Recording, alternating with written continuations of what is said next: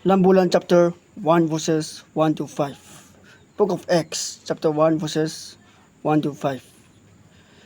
Yaha achau chanbu. Awang ba lai tap mo. O Theophilus.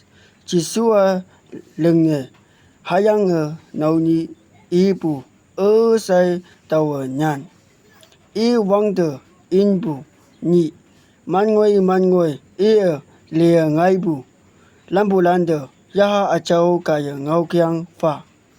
Isang pong phải mở iman tăng de ni tili nơi ye ayin mở ngay ye ia kawang ang ching chiang nawa saki ma fa yoi ning ye iman de ngay hau hayang iman phải chăm mờ ngộ wan de ia iman de ngau kyang fa Jerusalem me bu ta tai hayang poi aba chan bu hingau hangi numan me bu chai hatau jingye tan ye ngo kai hang jingye chon ye yang me pap ti tam hayang poi ni mayang ingo pe numan yaha achau me pap ti lak